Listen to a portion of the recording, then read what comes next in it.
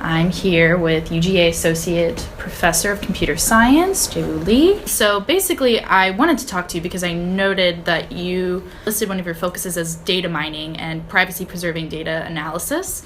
So I was just wondering if you could give us, in layman's terms, if you can, sort of a breakdown of what data mining is. We'll start there. Okay, what data mining is.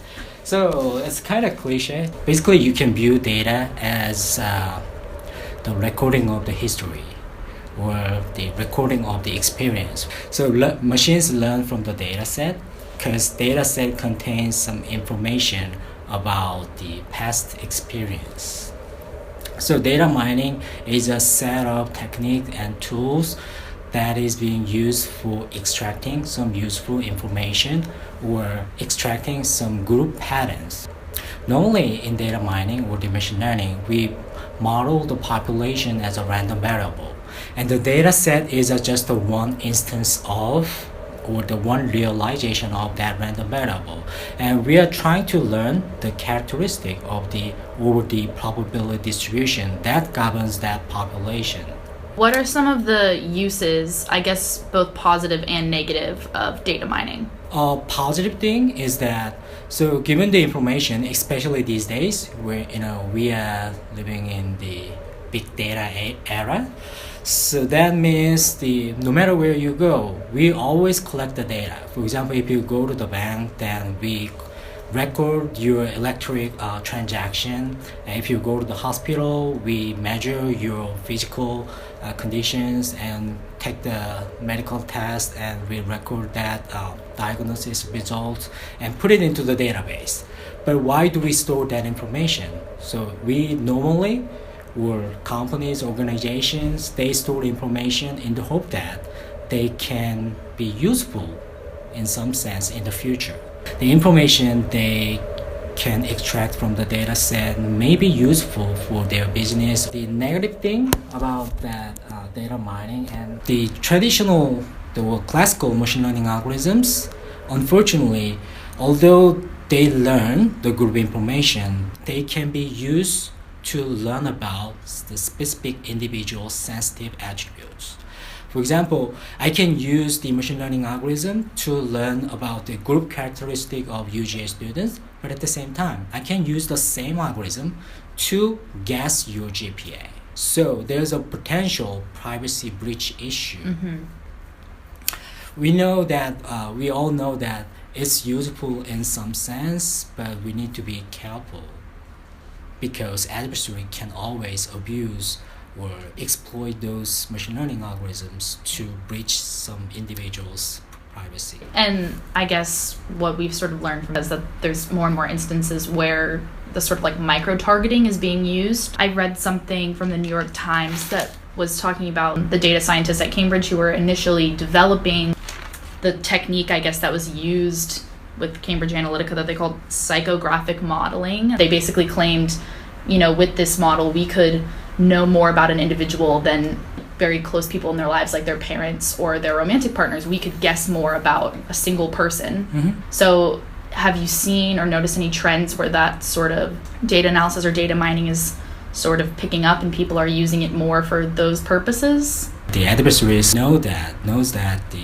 they can use the new techniques to find more about the specific individuals, because the reason that we can given the information about you, I can guess with high confidence about your friends, because people are kind of correlated.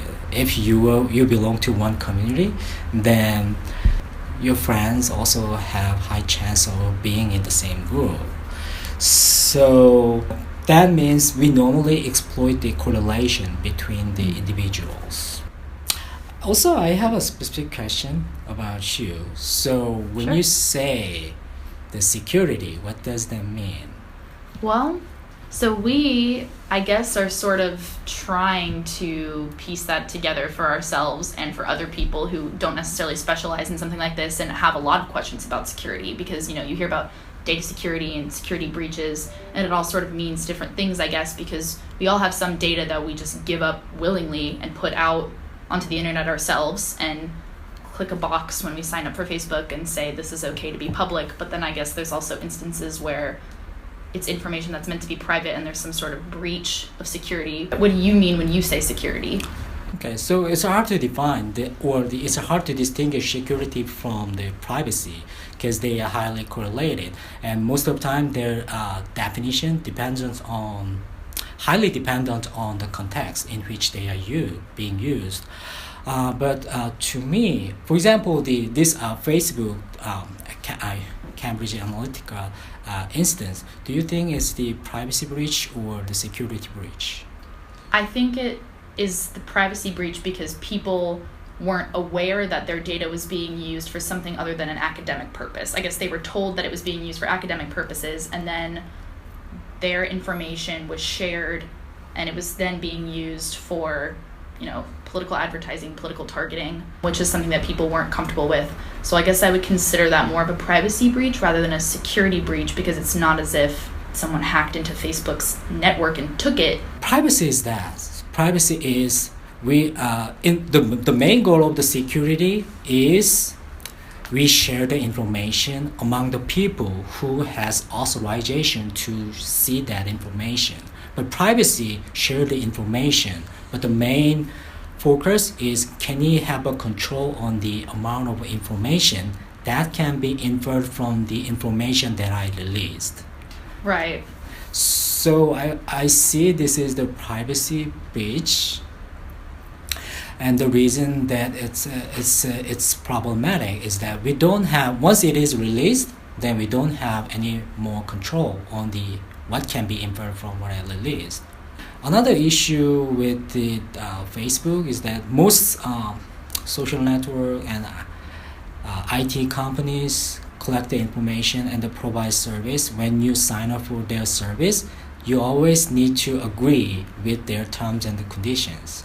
Why do they need to force their users to sign up or agree to their terms? I'm working on the data privacy, to be more privacy preserving data mining. The main goal is that we still extract the information from the data set, but make sure that nobody, given the machine learning outcome, nobody can guess who's in the data set.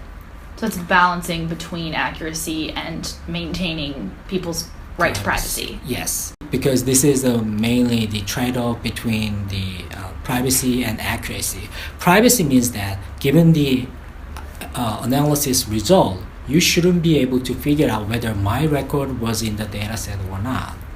That means I need to introduce some uncertainty to my machine learning outcome. When you say machine learning, would you mind describing a little bit of what that is? Machine learning is a set of statistical models that can be used to predict some attributes of the observations in your data set. If I introduce too much uncertainty into my model, that means my model becomes less accurate, but I will obtain higher privacy protection. If I look at the opposite direction, then it's vice versa. So this is how data mining works for a lot of uses, but how does it work for, say, when advertisers are targeting specific audiences on Facebook or on other types of social media for their ads? Probably they will use something called collaborative filtering. This is not exactly the same algorithm, but if you go to the Amazon, Google, or Netflix, they all recommend something to you. Right. How can they make a recommendation? Suppose each row represents a user, an individual. And let's say each column represents a movie. Then some people watch this movie and then put the star rating on it. And the Netflix and Amazon, they collect this type of data set. And my goal is to decompose this matrix as a product of two matrices. Okay.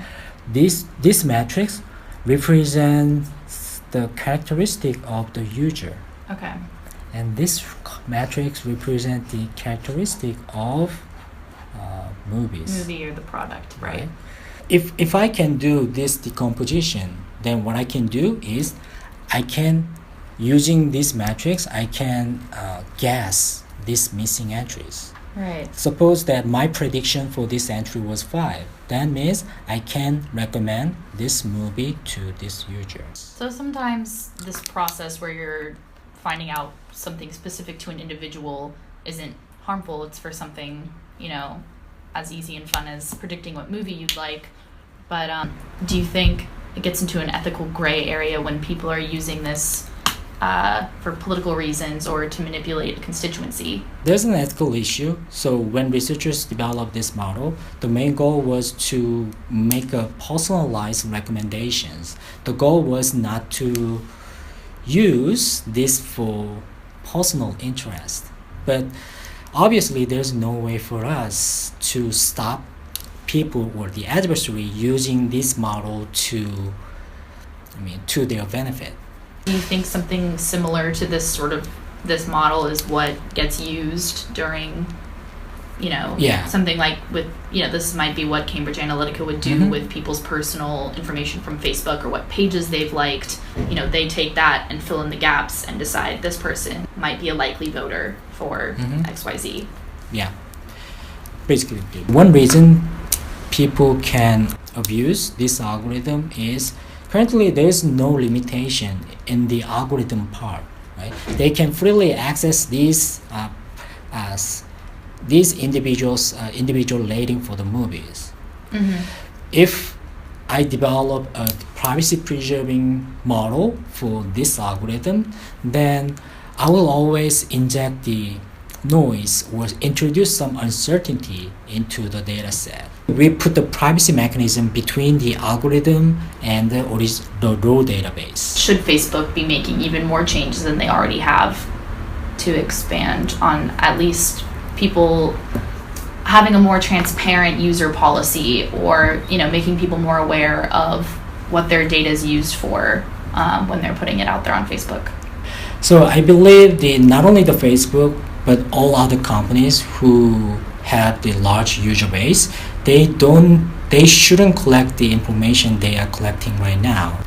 As long as that information is not critical in providing their service to the users, they shouldn't collect it. And the research in data privacy shows that even if you have very incorrect or inaccurate information about the users, you can still learn the group patterns, although it's impossible to learn about specific individual. Suppose you are joining some kind of service, then they ask what is your gender, what is your race, that type of thing. But they can still collect that information, but they should allow the user to tell a lie. Okay. For example, so they can ask their users to flip a coin. If it is tail, then you tell the truth. If it is head, then you can flip your answer. Interesting. So research has been showing that this simple mechanism provides some certain level of privacy protection. And the data set collected in this way, of course, it's very inaccurate because your answer is dependent on the results of the coin flip, but it still contains enough signal to be able to learn about the group patterns. So there's enough data being provided for whatever company or developer this service is provided by, and yet it still introduces enough of that white noise, so to speak, where the user their privacy is protected to a certain degree. Okay. Yeah. I think the Mark Zuckerberg, he said that they are responsible for protecting their users' privacy, but they didn't. If they really care about their users' privacy, they shouldn't collect the sensitive information at all in the first place. Right. And yet their business model, that's how they make all their money, I guess, is that they collect all this information and sell it to the advertisers. So I wonder what would even happen to Google and Facebook's business models if they weren't allowed to do that anymore, or if they were to have to implement something where they had a model where it was less accurate, where there was that trade-off. Yeah, that's the thing. So they're worrying about the accuracy of their model. So once they collect the inaccurate information from their users, maybe their model become less accurate. But the research has been showing that although you will lose certain degree of degrade in your prediction accuracy or recommendation accuracy, but that accuracy is negligible. And besides, you get the privacy protection. Right. So it really wouldn't be that much of a loss for them if they would just Right. transition to this sort of data mining that values users' privacy just a little bit more. Yeah. Thank you so Learned a much lot. Yeah, for thank you so taking the time much. today. Yes, I've learned a lot. Alright. It's an expansive topic that's Yeah. difficult to break down sometimes. So